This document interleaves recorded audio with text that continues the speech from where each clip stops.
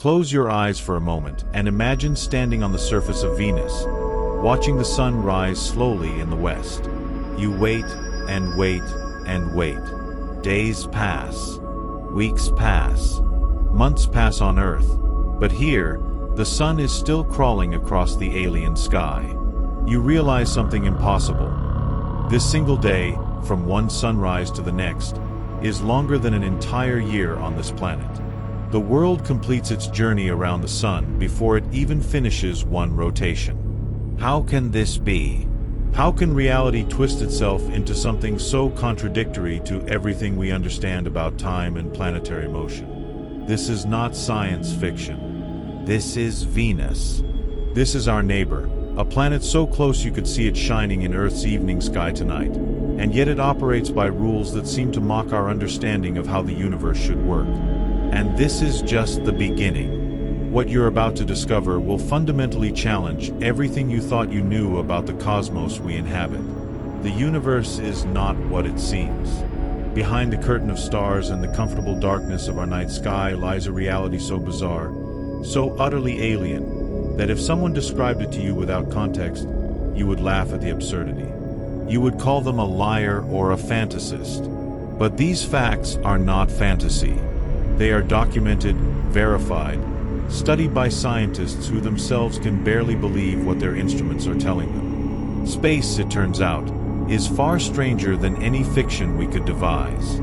Let me ask you something. When you look up at the night sky, do you see beauty or do you see horror?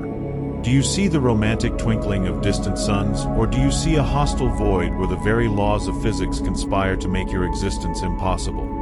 Because what we're about to explore together will forever change how you perceive that darkness above us. Every fact I'm about to share with you has been verified by multiple sources, studied by astronomers and physicists, and confirmed by our most sophisticated instruments. And yet, each one sounds like it was pulled from the pages of a surrealist novel. Think about this for a moment. What does it mean when reality itself becomes stranger than imagination? What does it say about our place in the universe when the cosmos operates by rules so counterintuitive that they feel like cosmic jokes? Let's dive deeper into Venus first, because understanding this planet's temporal paradox opens the door to comprehending just how alien our universe truly is. Venus rotates on its axis incredibly slowly, taking about 243 Earth days to complete one full rotation. But it orbits the Sun in only 225 Earth days. Do you see the impossibility here? The planet completes its year before it completes its day. If you were standing on Venus, celebrating your first birthday, you would still be in the middle of your second day. Time itself has become unmoored from its expected behavior. But Venus has another secret, one equally disturbing. It rotates backwards. Every other major planet in our solar system spins in the same direction, the direction of the primordial cloud that formed our solar system. But Venus turns the opposite way. Scientists call this retrograde rotation, and they're still debating what cosmic catastrophe caused it. The leading theory suggests that Venus was struck by massive objects early in its formation, impacts so violent they literally reversed the planet's spin. Imagine the scale of destruction required to stop an entire world and set it spinning backward.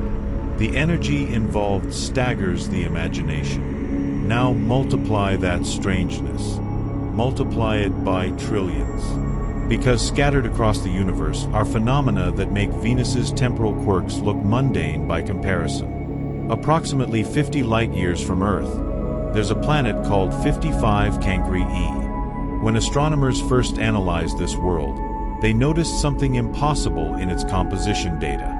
The numbers didn't make sense until someone realized what they were looking at. This planet, roughly twice the size of Earth, appears to be made largely of crystallized carbon.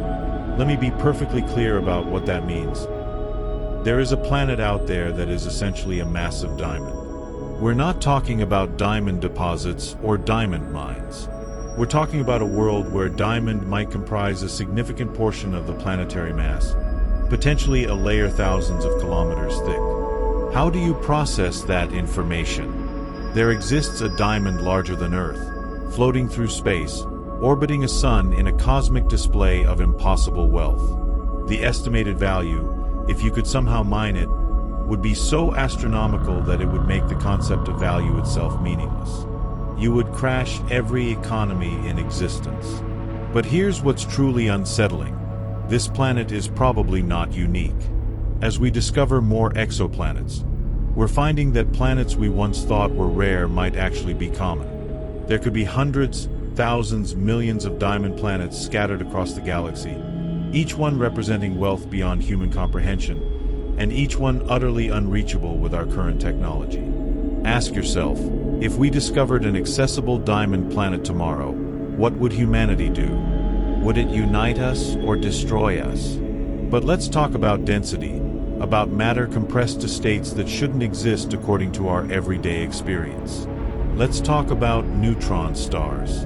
When a massive star dies in a supernova, sometimes its core collapses into an object so dense that physics itself starts breaking down. A neutron star is typically about 20 kilometers across, roughly the size of a city, but it contains more mass than our entire sun. The density is incomprehensible.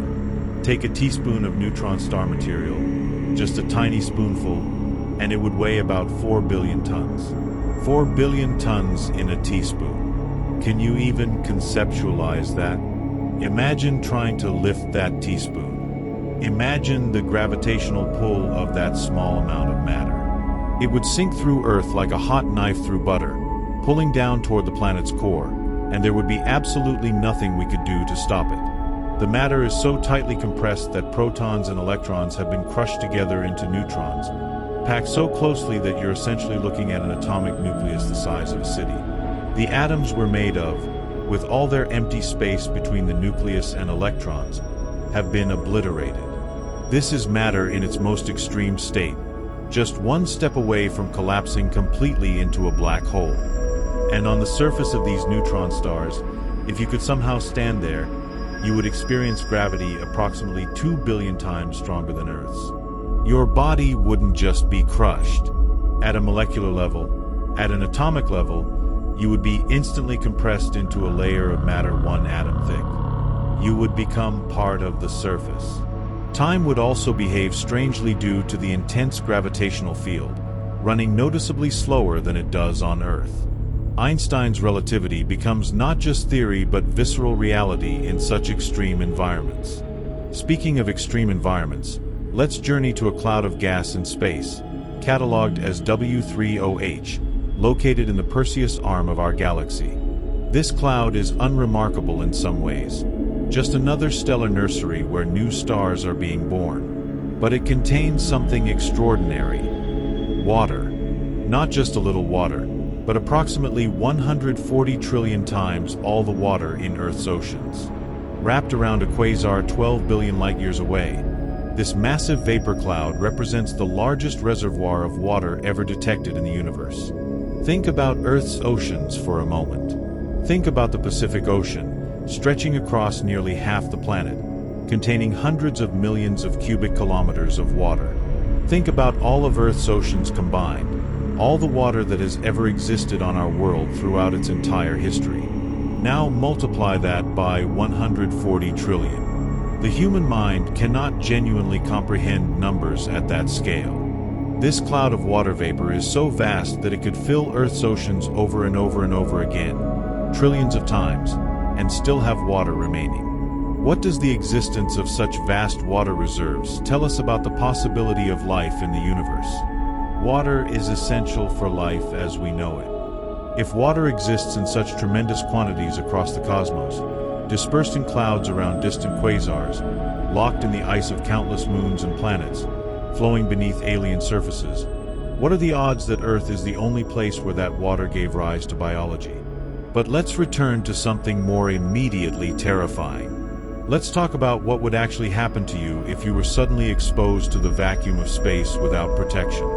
Popular movies have given us dramatic but inaccurate depictions. You wouldn't instantly freeze, despite space being incredibly cold, because there's no medium to conduct heat away from your body efficiently.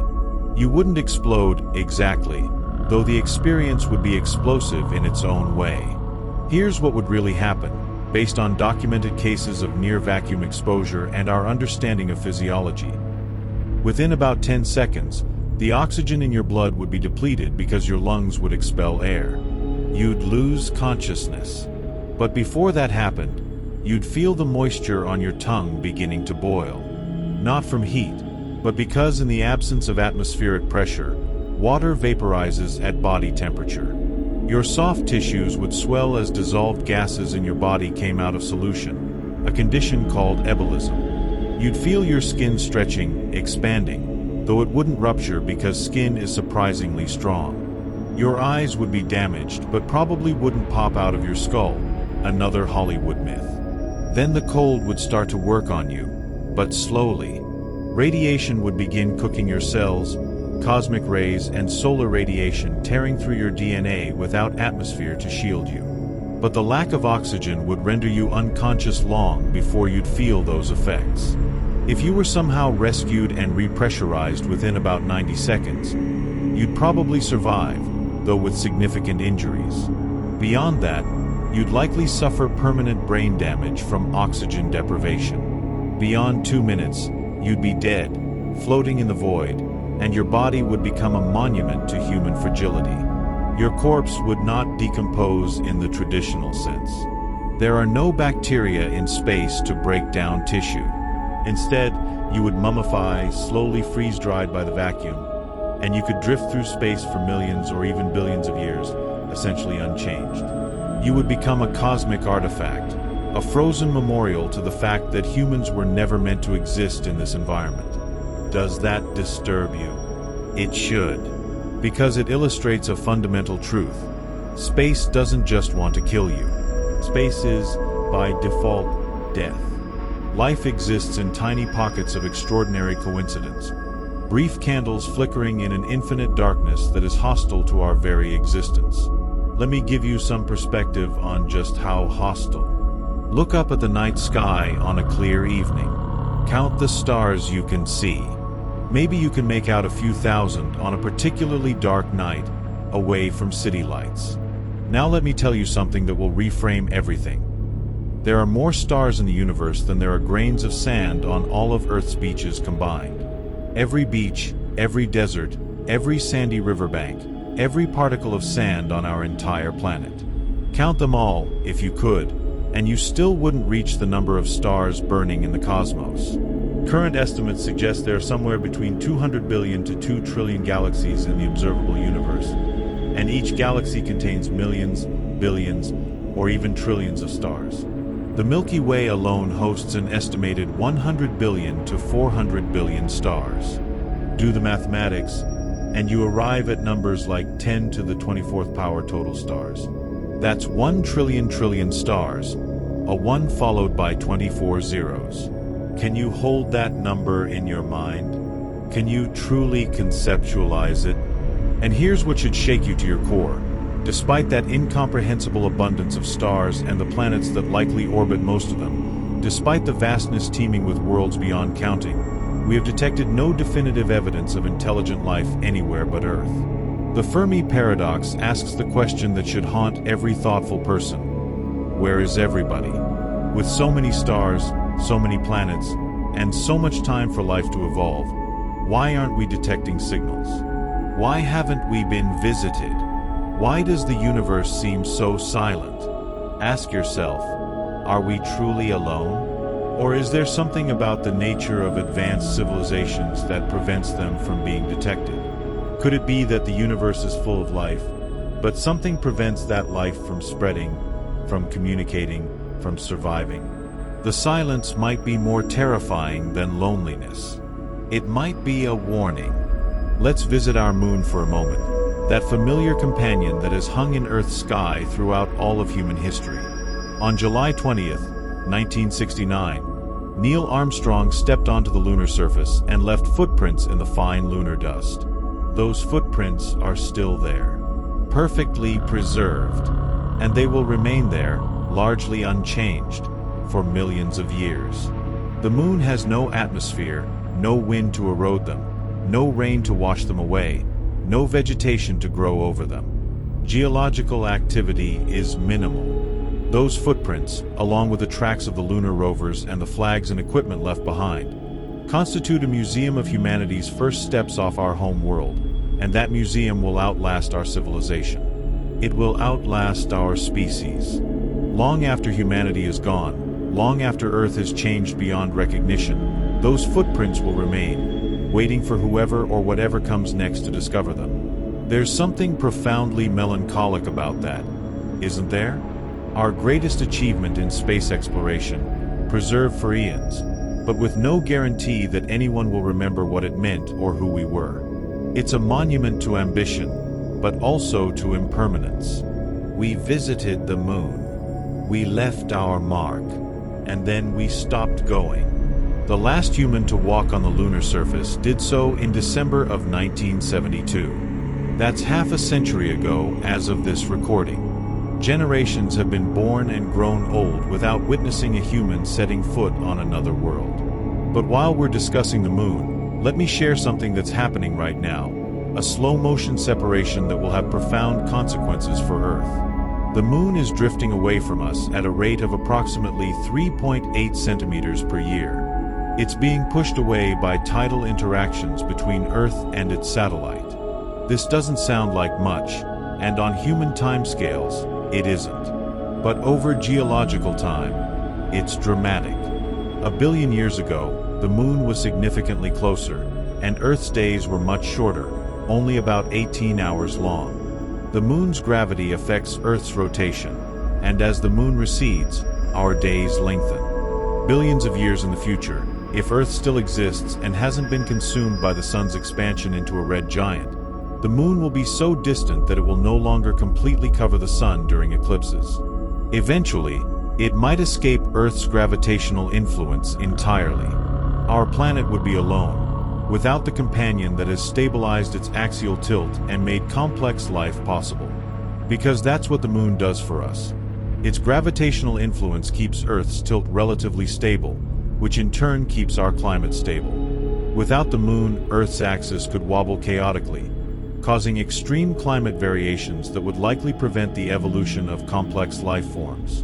We exist because of cosmic coincidences layered upon coincidences, a precarious stack of fortunate accidents. Remove one element, and everything collapses. Speaking of temperature and climate, let's talk about something that defies common sense: the relationship between the sun's core and lightning. You'd assume that the core of our star, where nuclear fusion turns hydrogen into helium and releases the energy that powers all life on Earth, would be the hottest thing we know about. The sun's core does reach about 15 million degrees Celsius. That's incredibly hot. But a bolt of lightning here on Earth reaches approximately 30,000 degrees Celsius, about 5 times hotter than the surface of the sun. And in laboratories, we've created conditions even more extreme. The Large Hadron Collider, when smashing particles together, creates temperatures of about 5 trillion degrees Celsius, hundreds of thousands of times hotter than the sun's core. How is this possible? How can we create conditions hotter than the center of a star? The answer lies in understanding what temperature actually means. Temperature is a measure of the average kinetic energy of particles. In the sun's core, despite the immense heat, the reactions are sustained and stable, a carefully balanced fusion reaction. In lightning or particle collisions, we're concentrating enormous energy into very small spaces for very brief moments. The sun is playing the long game, burning steadily for billions of years. Lightning is a sudden, violent spike. But this raises a profound question. If we can create stellar conditions here on Earth, even briefly, what does that say about our understanding of the universe and our ability to manipulate it? We are, in a very real sense, capable of touching the physics of stars. We can recreate, in miniature and for fleeting moments, the conditions that exist in the most extreme environments in the cosmos. That's both exhilarating and terrifying. It means we're toying with forces that could easily annihilate us. Now let me take you to a region of space where you could theoretically get drunk just by breathing. There's a massive cloud of gas in the constellation Aquila, near the center of our galaxy, that contains vast amounts of ethyl alcohol. We're talking about a cloud 10,000 light-years across, containing enough alcohol to fill approximately 400 trillion pints of beer. It's the same type of alcohol found in alcoholic beverages, mixed with other organic molecules in this stellar nursery where new stars are forming. The existence of complex organic molecules like ethyl alcohol in space tells us something profound. The chemistry of life is not unique to Earth. The building blocks are scattered throughout the galaxy, perhaps throughout the universe. Amino acids have been found in meteorites. Formaldehyde, a key precursor to more complex organic chemistry, exists in numerous interstellar clouds. The universe is engaged in chemistry, mixing elements created in the hearts of dying stars, creating increasingly complex molecules. At what point does chemistry become biochemistry? At what point do these molecular reactions cross the threshold into what we call life? These are not abstract questions. They go to the heart of what we are and where we came from. Every atom in your body heavier than hydrogen was forged in a star that died before our sun was born. You are, quite literally, made of stardust. The calcium in your bones, the iron in your blood, the oxygen you breathe, all of it was created in nuclear furnaces billions of years ago and scattered across space when those stars exploded. You are the universe experiencing itself, a temporary arrangement of cosmic matter that has somehow become conscious and capable of contemplating its own origins. Let's journey to Mercury now, the smallest planet in our solar system and the closest to the Sun. You might expect it to be a simple world, quickly categorized and understood. But Mercury has its own temporal strangeness that rivals Venus. A year on Mercury, the time it takes to orbit the Sun, lasts only 88 Earth days. But due to Mercury's slow rotation and its elliptical orbit, a solar day on Mercury, from noon to noon, lasts 176 Earth days. That means 2 Mercurian years pass during 1 Mercurian day. If you were standing on Mercury's surface, you would experience the bizarre phenomenon of the Sun rising, stopping, reversing course and setting where it rose, then rising again and continuing across the sky.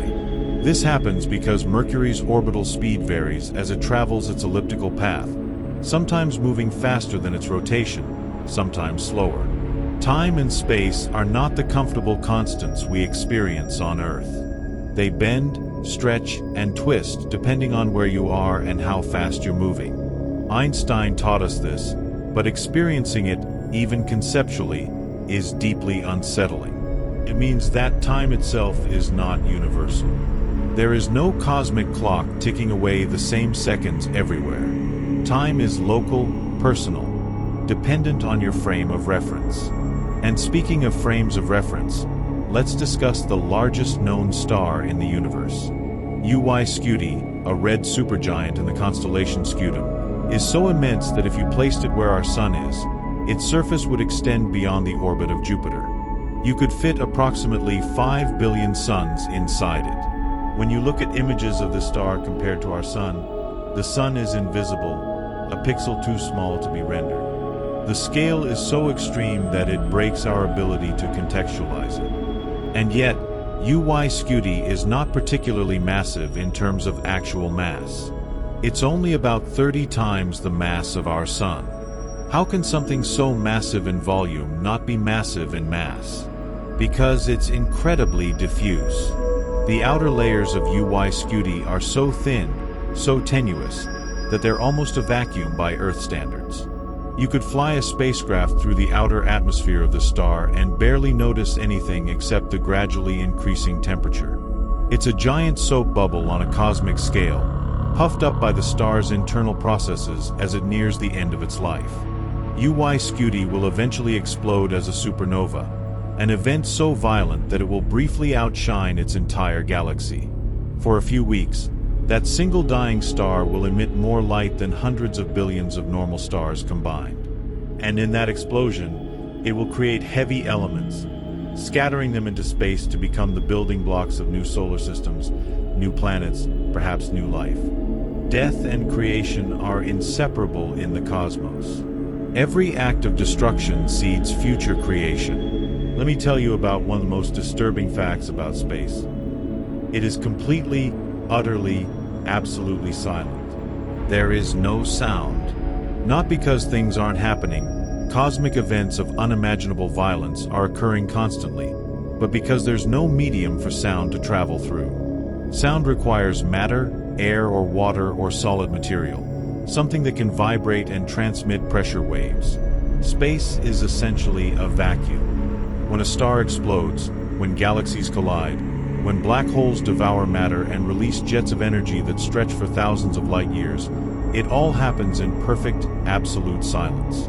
If you could somehow survive in space and witness a supernova from a safe distance, you would see the most spectacular light show imaginable, radiation across the spectrum, brightness that would overwhelm your vision. But you would hear nothing. Not a whisper, not a rumble, nothing. The universe's most violent events unfold in a silence so complete that it would be maddening to experience. This silence is one reason why space feels so alien to us. We're evolved for a world full of sound, where audio cues warn us of danger, where communication happens through vibration and pressure waves. Remove that, and a fundamental sense is gone. You would be deaf by default, regardless of how well your ears worked. The cosmos simply cannot speak to you through sound. But here's something that makes the silence even stranger. If you put two pieces of the same type of metal together in space, they can bond at the atomic level and become a single piece. This is called cold welding, and it happens because in the vacuum of space, without oxidation or contamination from atmosphere, the atoms on the surface of the metals can't tell where one piece ends and the other begins. They bond as if they were never separate.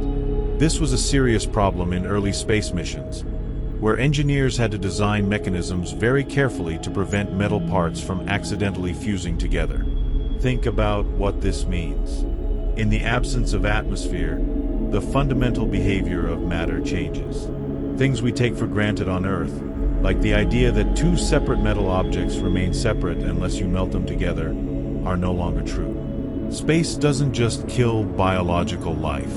It alters the basic physics we rely on. It's an environment so alien that even metals behave differently. Let's visit an exoplanet now, a world designated HD 189733b, located about 63 light-years from Earth. This planet is a beautiful deep blue color, which might sound inviting until you learn why it's blue. The color comes from silicate particles in the atmosphere.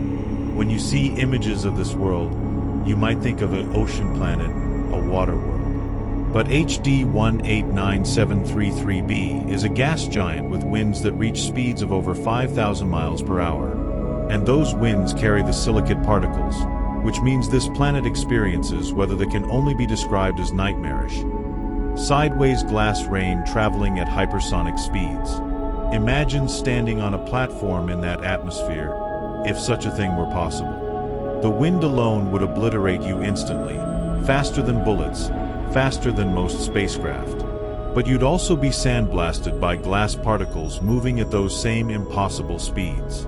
The entire planet is a perpetual storm of shattered glass flying at speeds that would vaporize anything they hit. The blue beauty you see in images is the color of hell. And the temperature? About 1,000 degrees Celsius on the side facing its sun. This is not a place. It's a cosmic reminder that beauty in the universe often conceals horror. The most spectacular phenomena are frequently the most deadly. Speaking of deadly beauty, let's talk about Mars for a moment, specifically its sunsets. When the Mars rovers transmitted images of the Martian sunset back to Earth, scientists noticed something wonderful and strange. On Mars, the sunset is blue. Not reddish-orange like on Earth, but blue. This happens because of the fine dust in Mars's thin atmosphere. During the day, Martian sky appears butterscotch or reddish due to dust particles scattering light. But at sunset, the dust scatters the red light away from the path to your eyes while allowing blue wavelengths through. It's the reverse of what happens on Earth. There's something deeply moving about imagining standing on another world, watching a blue sunset sink below an alien horizon. The rovers we sent to Mars have witnessed this countless times. mechanical emissaries experiencing beauty on our behalf. They've watched the sun rise and set on a world where no human has ever stood, where silence is broken only by wind and the whirring of servo motors. Those rovers are, in a very real sense, the loneliest objects humanity has ever created. They sit on a dead world, performing their tasks, transmitting their data, surrounded by a landscape that has been lifeless for billions of years. One day, perhaps, humans will stand on Mars and watch that blue sunset with their own eyes. Or perhaps they won't. Perhaps the rovers will be our only representatives, the furthest we'll ever send our presence. The future is uncertain. Let me share something about the cost of space exploration that might surprise you. A single spacesuit, the kind astronauts wear during spacewalks, costs approximately $12 million. $12 million for a suit. This isn't just clothing. It's a miniature spacecraft designed to keep a human alive in the most hostile environment imaginable. Every component is precision engineered, tested, and tested again.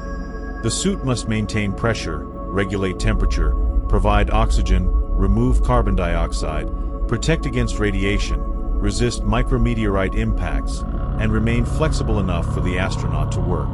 It's one of the most complex garments ever created. When you see footage of astronauts floating outside the International Space Station, seemingly casual as they repair equipment or conduct experiments, understand that they are surrounded by technology representing thousands of hours of engineering, wrapped in $12 million of life support, floating above a planet at speeds of approximately 17,500 miles per hour.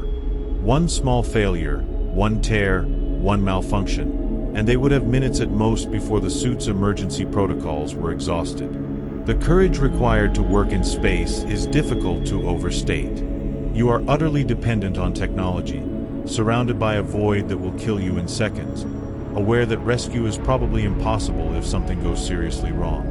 And yet astronauts describe the experience as transcendent, as worth any risk. What does it do to human psychology to see Earth from orbit, to witness the fragility of our atmosphere, to understand viscerally that everything we know, everyone we love, all of human history, exists on that small blue marble floating in infinite darkness?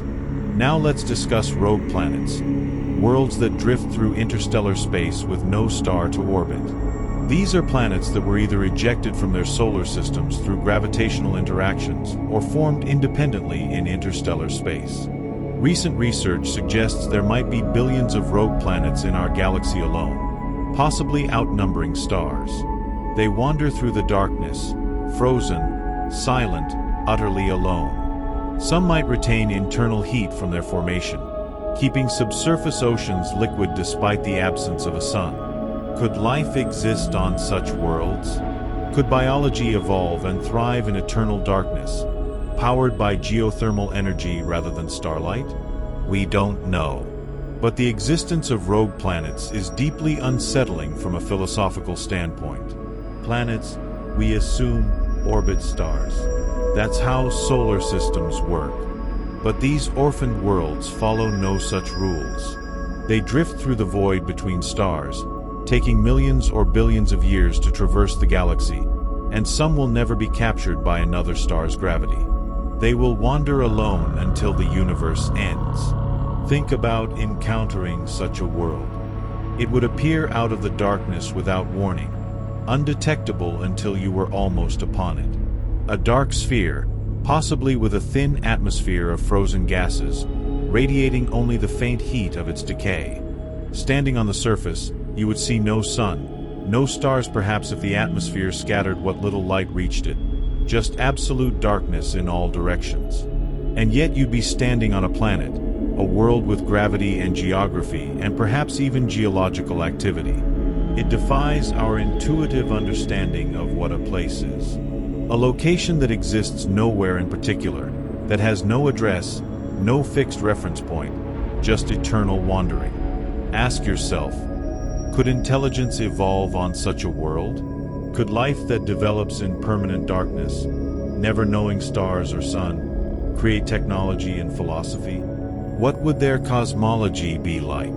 How would they understand the universe if they never saw it? Let's return to Einstein and relativity for a moment, because there's something about space travel that science fiction often acknowledges, but that bears emphasizing: time dilation. If you were to travel at velocities approaching the speed of light, time would slow down for you relative to someone remaining on Earth.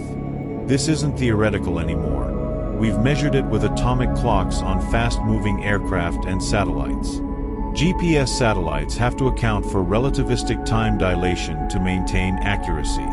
At the extreme velocities of orbital mechanics and the different gravitational field compared to Earth's surface, time passes differently. If we ever achieve near light speed travel, the effects become dramatic.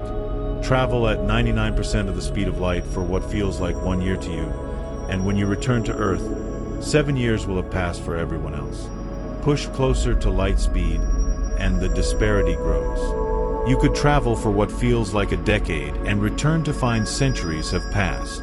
You would become a time traveler into the future, skipping across the years, watching everyone you knew age and die while you barely aged at all. You could leave Earth young and return to find your great-great-grandchildren elderly. This is not fiction. This is established physics. Time is not constant. The faster you move, the slower your clock ticks relative to someone at rest. Gravity also affects time. Clocks tick slower in stronger gravitational fields. Right now, time is passing slightly faster for you than for someone standing at the bottom of a deep valley, because you're experiencing slightly less gravitational pull from Earth. The difference is minuscule, but it's real and measurable. What does it mean that time itself is flexible? It means that our common-sense understanding of reality is fundamentally flawed. We experience time as a constant flow, the same for everyone, ticking away seconds universally. But that's an illusion created by our limited frame of reference. In truth, everyone experiences their own personal timeline, and those timelines only roughly synchronize when we're moving at similar speeds in similar gravitational fields.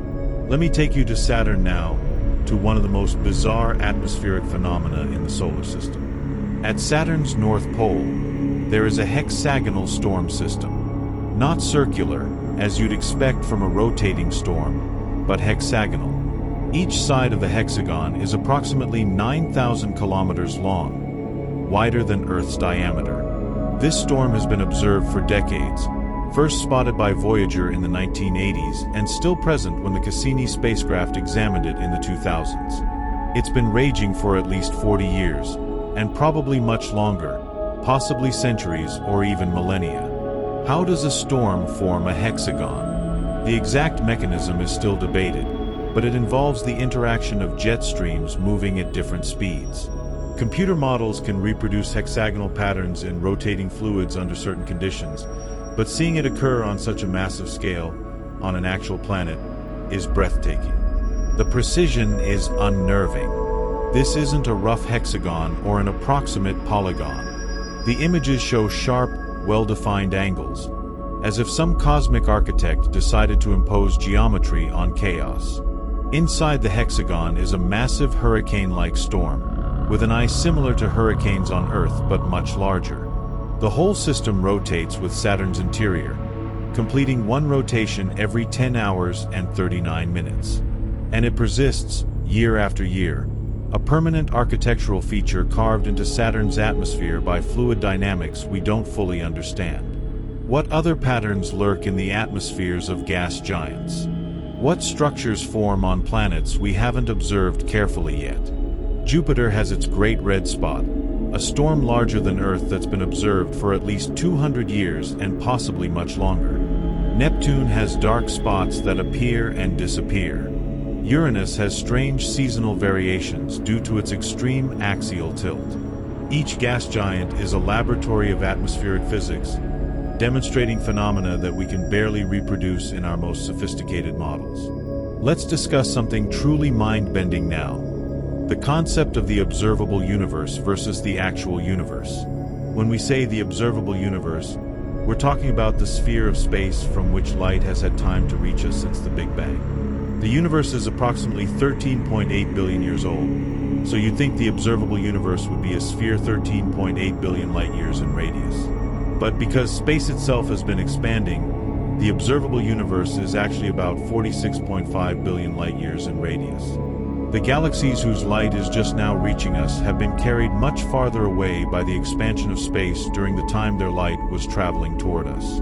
But here's the existentially disturbing part. The observable universe is not the same as the universe. It's just the part we can see.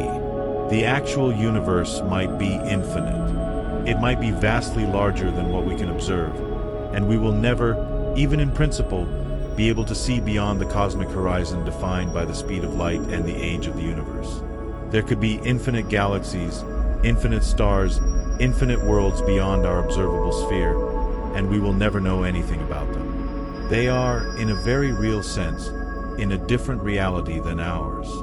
No information from those regions will ever reach us. No light, no signal, no evidence of their existence. Even more disturbing, as the universe continues to expand, and that expansion accelerates, galaxies currently within our observable universe will eventually recede beyond our cosmic horizon. In trillions of years, if any civilizations still exist, they will look out at a much emptier sky. Most galaxies will have vanished from view, carried away by expansion. Eventually, only the local group of gravitationally bound galaxies will remain visible, a small island of light in an infinite darkness. Far enough into the future, civilizations arising on planets in those galaxies will have no evidence that a larger universe exists. They will see their own galaxy and a few companions, and beyond that, nothing. If they develop cosmology, they will likely conclude that their galaxy is the entire universe. They will be wrong, but they will have no way to discover their error. Evidence of the Big Bang will have faded. The cosmic microwave background radiation will have redshifted into undetectability. They will be trapped in ignorance by the structure of space-time itself. This is already happening to us, in a sense.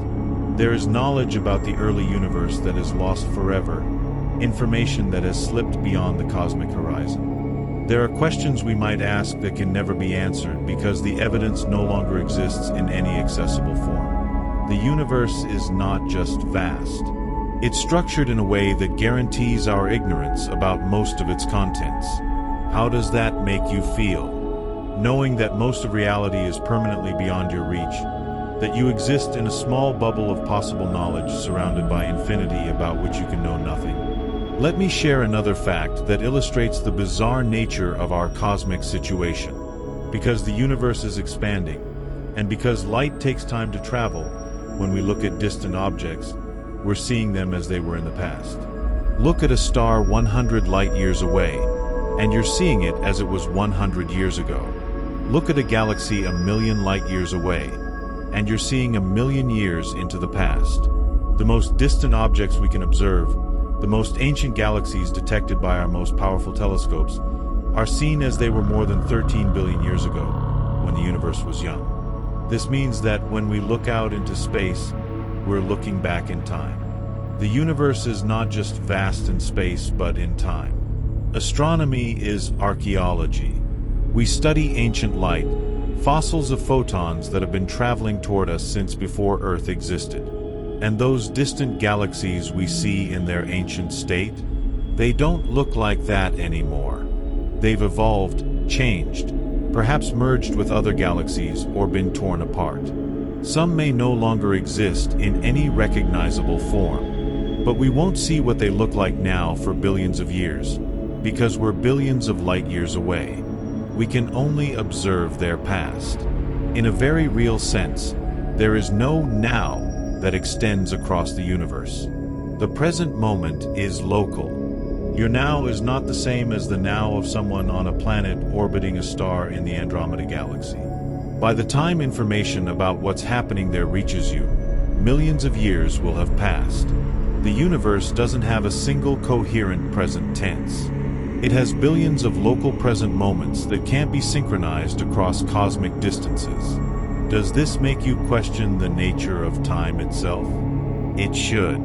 Because what we think of as time, the thing we experience flowing from past to future, is much stranger than our intuitions suggest.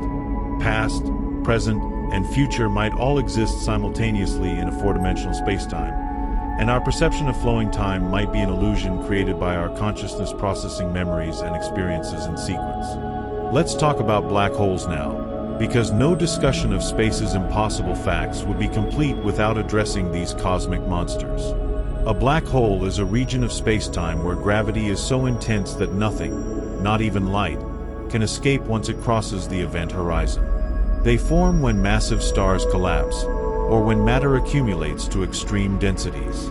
We've detected them throughout the universe, including a supermassive black hole at the center of our galaxy, weighing in at about 4 million times the mass of our Sun. But here's what makes black holes genuinely disturbing. They represent a breakdown of physics as we know it. At the center of a black hole is the singularity, a point where matter is compressed to infinite density and spacetime curvature becomes infinite. Our equations return infinity as an answer, which in physics usually means the equations are breaking down, that we're trying to describe something beyond our current theoretical framework. We don't know what actually happens at the singularity. Our best theories, general relativity and quantum mechanics, give contradictory answers. We need a theory of quantum gravity to understand what's really going on there, and we don't have one yet. So at the heart of every black hole is a mystery, a region where the laws of physics as we understand them simply fail. It's not that we lack data, it's that the data is impossible to obtain. The event horizon prevents any information from escaping. Once something crosses that boundary, it's gone from our universe in every meaningful way. We can't see it, can't detect it, can't communicate with it. For all practical purposes, it has ceased to exist in our reality. And if you were to fall into a black hole, something truly bizarre would happen from the perspective of an outside observer watching you. As you approach the event horizon, you would appear to slow down, moving more and more slowly due to extreme time dilation. Your image would freeze at the event horizon, becoming increasingly redshifted and dimmer, but never quite crossing. To the outside universe, you would appear to be frozen at the edge of the black hole forever. But from your perspective, you'd fall right through, possibly not even noticing the moment you crossed the event horizon, depending on the size of the black hole. And then you'd be pulled toward the singularity, experiencing something called spaghettification. The tidal forces would become so extreme that there would be a measurable difference in gravitational pull between your head and your feet. You would be stretched, pulled longer and thinner, until you were torn apart at the molecular, then atomic level. You would become a stream of particles spiraling into the singularity. And from your perspective, this might happen in seconds or minutes. Meanwhile, outside the black hole, billions of years might be passing. Time dilation means that your final moments falling into the singularity could coincide with the heat death of the universe outside. You would experience the end of your timeline while the universe outside ran through its entire future history. Ask yourself, if you knew all of this, would you ever willingly approach a black hole? What would it feel like to know you were about to be removed from the universe, to cross a boundary from which there is no return, not even in principle? There's something else about black holes that should disturb you: Hawking radiation. Stephen Hawking theorized that black holes aren't entirely black. Due to quantum effects near the event horizon, they emit radiation and slowly lose mass. Eventually, over timescales that make the current age of the universe look like a blink, black holes will evaporate completely. But here's the problem. Hawking radiation appears to be completely random, containing no information about what fell into the black hole. This suggests that information is destroyed, which violates a fundamental principle of quantum mechanics that states information cannot be destroyed, only transformed. This is called the black hole information paradox, and it remains unsolved. Either information is destroyed, breaking quantum mechanics, or it's somehow preserved in ways we don't understand, possibly breaking general relativity. Something in our fundamental understanding of physics is wrong. Black holes are trying to tell us that our theories, as successful as they've been, are incomplete. We're like children who have learned arithmetic but not calculus, successfully solving simple problems but encountering equations we don't have the tools to understand. The universe is showing us the limits of our knowledge, presenting us with phenomena that our best theories cannot fully explain. Let me take you to one of the most philosophically disturbing implications of cosmology: the heat death of the universe. Current evidence suggests that the universe's expansion is accelerating, driven by something we call dark energy, which we don't really understand. If this continues, the universe will expand forever, growing colder and more diffuse. Stars will burn out. No new stars will form because the gas needed for star formation will be too dispersed. Black holes will eventually evaporate via Hawking radiation. Protons might decay, given enough time, breaking down the very matter that makes up atoms. In the unimaginably distant future, in 10 to the 100 years or more, the universe will reach maximum entropy, a state of perfect disorder where no energy gradients exist, no work can be done, and nothing happens. This is called heat death, though the universe will actually be unimaginably cold. It will be a vast, dark, nearly empty space at just a fraction of a degree above absolute zero, containing nothing but a thin soup of elementary particles that occasionally interact but cannot form any complex structures. No stars, no planets, no life, no thought, just silence and darkness, forever. This is the ultimate fate of everything if our current understanding is correct. Every star that shines, every planet that forms, every instance of life or consciousness, all of it is temporary. The universe is winding down, slowly but inevitably approaching a state where nothing interesting can ever happen again. We exist in the brief bright moment between the Big Bang and the heat death, a cosmic eye blink during which complexity is possible. Does this make existence meaningless? Or does it make our brief moment of consciousness infinitely precious precisely because it's temporary? These are questions without scientific answers, questions that each person must answer for themselves. But let's return from the far future to something more immediate, something happening right now in our solar system. The Sun is currently about halfway through its life cycle. In approximately 5 billion years, it will exhaust the hydrogen in its core and begin fusing helium. This will cause it to expand into a red giant, possibly extending past Earth's orbit. Our planet will either be consumed entirely or will be left as a charred, lifeless rock in close orbit around the bloated star. The oceans will boil away long before that, as the Sun's increasing luminosity makes Earth uninhabitable. We have perhaps 1 billion years before the Sun's gradual brightening makes Earth too hot for life. 1 billion years sounds like a long time, and it is by human standards. But in cosmic terms, it's nothing. Earth's habitability has an expiration date. If humanity is to survive long-term, we must leave this planet and establish ourselves elsewhere. We must become a multi-world, perhaps eventually a multi-stellar species. Or we will perish when our Sun's evolution makes our home uninhabitable. This isn't speculation. This is established stellar physics. Sun-like stars follow predictable life cycles. We can observe stars at various stages of evolution throughout the galaxy and piece together what our Sun's future will be. We know what's coming. The only question is whether our species will survive long enough for it to matter, and whether we'll have the technology and will to escape before it's too late. Now, let me share something that demonstrates just how little we understand about the universe despite our impressive knowledge. Approximately 68% of the universe is dark energy, about 27% is dark matter, and only about 5% is the ordinary matter that makes up stars, planets, and us. This means that 95% of the universe is made of things we can't directly detect and don't really understand. We know dark energy exists because we can measure its effects on the expansion of the universe. We know dark matter exists because we can measure its gravitational effects on galaxies and galaxy clusters. But we don't know what either of them actually is. Dark matter doesn't interact with light. It doesn't emit, absorb, or reflect electromagnetic radiation. We can only detect it through its gravitational influence. It could be made of undiscovered particles, or it could indicate that our understanding of gravity is incomplete at large scales. Entire research programs are dedicated to detecting dark matter particles, if they exist, and so far they've found nothing definitive.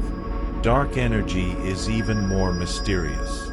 It appears to be a property of space itself, a cosmological constant that causes space to expand faster over time. But we don't know why it exists or where it comes from. Our attempts to calculate its value from quantum field theory are off by about 120 orders of magnitude, possibly the worst prediction in the history of physics. We are living in a universe where we can only detect and understand about 5% of what exists. The rest is mystery. We're like someone trying to understand a painting while being able to see only one tiny corner of the canvas. We can see some brush strokes, some colors, and we try to extrapolate what the whole painting looks like.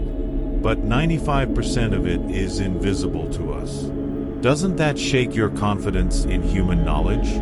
We've accomplished so much, sent probes to the outer planets, landed rovers on Mars, detected gravitational waves, captured images of black holes. And yet the vast majority of the universe remains utterly mysterious to us. We don't even know what it's made of. Think about what this means for the possibility of phenomena we haven't even conceived of. If 95% of the universe is made of things we can barely detect and don't understand, what else might be out there? What other aspects of reality might we be completely blind to? We discovered radio waves only a bit over a century ago. Before that, the entire radio spectrum was invisible and unknown to us, despite being all around us constantly. What modern equivalent of radio waves might exist, pervading the universe, while we remain completely unaware because we don't have the right instruments or concepts to detect them? The history of science is a history of discovering that our perception is limited, that there are entire domains of reality we were ignorant of. And there's no reason to think we've suddenly reached the end of that process. We're almost certainly still ignorant of major features of the universe. We just don't know what they are yet, by definition.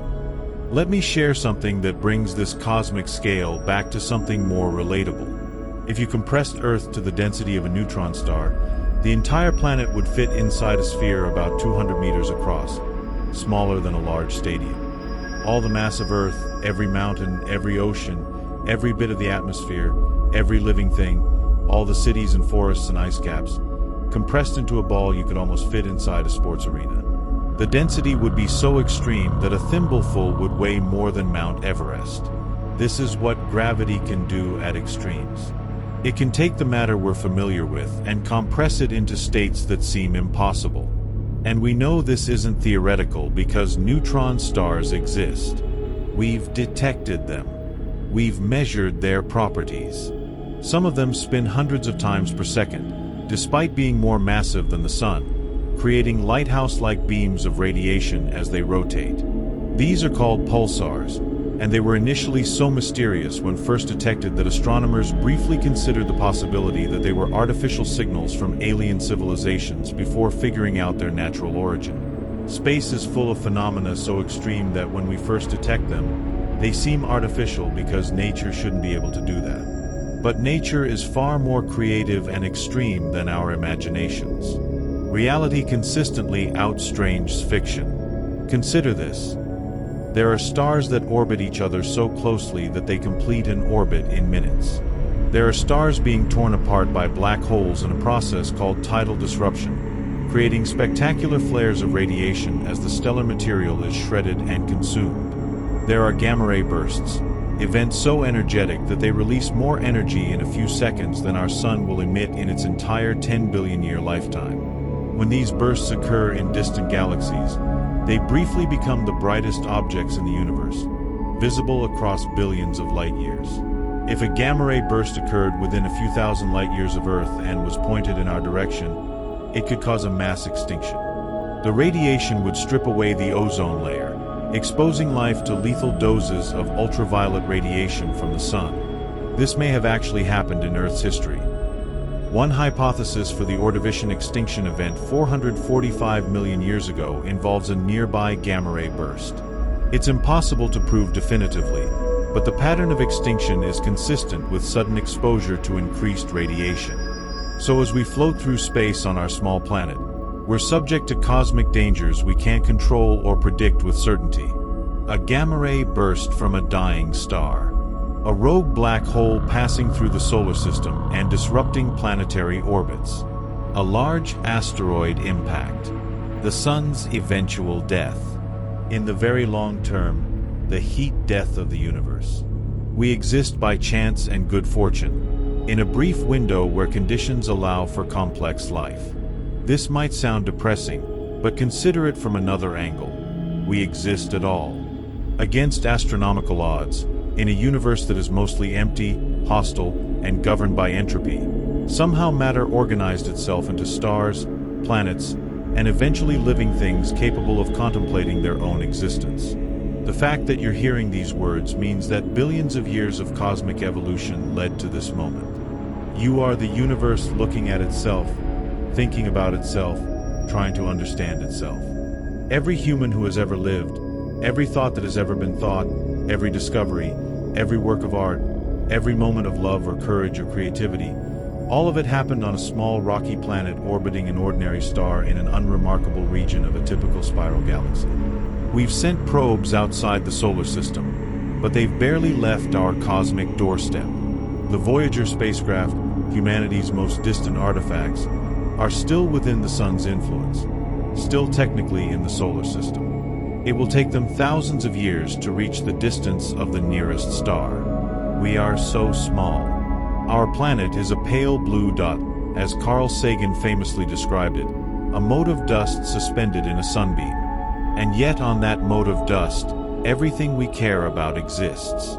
Every human drama, every triumph and tragedy, every empire that rose and fell, every species that evolved and went extinct.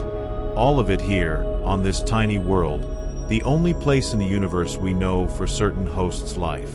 The silence of the universe, the absence of detected alien signals, the vast distances between stars, all of it contributes to a profound isolation. We may be alone, the only minds in a vast emptiness. Or we may be one of countless civilizations scattered across the galaxies, but separated by such immense distances and timescales that we'll never contact each other. The light from an alien civilization might be reaching Earth right now, but so old and so distant that the civilization that sent it has been extinct for millions of years by the time we detect it. This is the cosmic context in which we exist. A vast universe, mostly empty, operating by rules that seem designed to keep complex structures like life rare and isolated.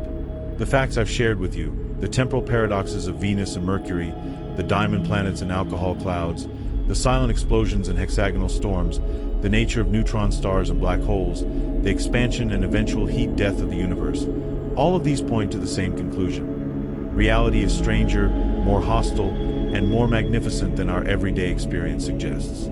You are standing on a planet that orbits a star that orbits the center of a galaxy that is flying through space at hundreds of kilometers per second. You are moving incredibly fast through a vast emptiness, held to the surface of your planet by invisible gravitational force, breathing a thin layer of gas that represents a minuscule fraction of your planet's mass. Above you is a vacuum that would kill you in seconds, stretching to infinity in all directions. You are protected only by a thin layer of atmosphere and a magnetic field that shields you from solar radiation. Remove either of those, and Earth becomes as dead as Mars. And yet, here you are, alive, conscious, capable of understanding, at least in part, the cosmic situation you find yourself in. That is extraordinary. That is a privilege granted to so few arrangements of matter in the universe. Most matter is inert, unconscious, simply following physical laws without any awareness. But some matter, through processes we still don't fully understand, becomes alive and aware. The space facts I've shared with you are true. They've been verified by observation and experiment. They're the result of centuries of careful science, of humans building instruments to extend their senses, of mathematical frameworks to make predictions that can be tested. We know these things not through revelation or intuition, but through hard-won investigation of how reality actually works. And what we've discovered is that reality doesn't care about our intuitions or our comfort. It doesn't conform to what seems reasonable or fair. Planets can orbit their stars faster than they rotate. Diamond worlds exist in the cosmos. Glass rains sideways on alien worlds, while hexagonal storms rage on Saturn. The moon is slowly abandoning Earth. Footprints on the lunar surface will outlast our civilization. Time itself is flexible, bending around massive objects and slowing at high velocities. These facts should inspire awe and perhaps a healthy dose of fear.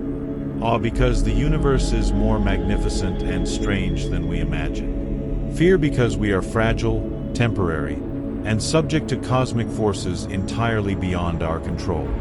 We exist on sufferance, by accident, in a brief moment when conditions allow for our existence. So what do we do with this knowledge? How do we respond to understanding our cosmic situation? Some might find it depressing, a confirmation of meaninglessness. But I would suggest the opposite interpretation. Precisely because we are so improbable, so temporary, so cosmically insignificant, every moment of consciousness is precious. Every act of kindness, every discovery, every instance of beauty or love or understanding matters because it matters to us, because we are the matter of the universe that cares about things. The universe may be indifferent, but we are not. We can create meaning even in a cosmos that offers none inherently. We can explore, discover, create, love, and think, and those activities have value because we value them. We can look up at the stars, understand that they are distant suns burning through nuclear fusion, comprehend the vast scales of space and time, and find that knowledge enriching rather than diminishing. The facts I've shared with you today are just a tiny sample of what we've learned about the cosmos. There are entire libraries of knowledge about space, about physics, about the nature of reality. And yet, as much as we've learned, we remain profoundly ignorant about most of the universe. Dark matter and dark energy constitute 95% of the cosmos, and we don't know what they are. The interior of black holes is beyond our theoretical understanding. The origin of the Big Bang itself, what if anything came before it, remains a mystery. The possibility of life elsewhere in the universe is unknown. We have a sample size of 1, which is insufficient for drawing any conclusions. So we continue to explore, to build better telescopes, to send more probes, to develop more sophisticated theories. We do this because we're curious, because we want to understand, because knowing is better than not knowing even when knowledge reveals uncomfortable truths. We've discovered that we live in a universe of finite age but potentially infinite extent, that we're made of atoms forged in stellar furnaces, that time and space are flexible and interconnected, that most of reality is inaccessible to our direct observation. And through all of this, we persist. We build our lives on our small planet. We love and struggle and hope. We create art and music and stories. We form relationships and communities. We do all of this while orbiting a star that will eventually die, in a universe that is slowly approaching heat death. And somehow, that's beautiful. The temporary nature of existence doesn't diminish it. If anything, it enhances it. One day, perhaps, humans will walk on Mars and watch the blue sunset with their own eyes. Perhaps we'll establish colonies on other worlds, ensuring that our species survives beyond Earth's eventual death. Perhaps we'll make contact with other civilizations, discovering we're not alone after all. Perhaps we'll develop new physics that explains dark matter and dark energy, that unifies quantum mechanics and relativity, that allows us to understand black holes and the Big Bang. Or perhaps none of that will happen. Perhaps we'll destroy ourselves before reaching the stars. Perhaps we are alone, and will remain confined to our solar system, living and dying on or near our birth world. Perhaps the great questions will remain forever unanswered. We don't know what the future holds, but we know more about the universe now than any previous generation. We know that Venus's day is longer than its year. We know about diamond planets and alcohol clouds in space. We know that a teaspoon of neutron star material weighs billions of tons. We know there's more water in a single cosmic cloud than exists in all Earth's oceans multiplied by trillions. We know about cold welding and glass rain and hexagonal storms. We know that the moon is leaving us, slowly but surely. We know that time is not universal. We know about rogue planets wandering the darkness between stars. These facts, strange as they are real. They're not fiction or speculation, but documented features of the universe we inhabit. And they're just the beginning. The universe holds secrets we haven't even begun to uncover, phenomena we can't yet imagine, perhaps entire categories of existence we're blind to with our current understanding and instruments.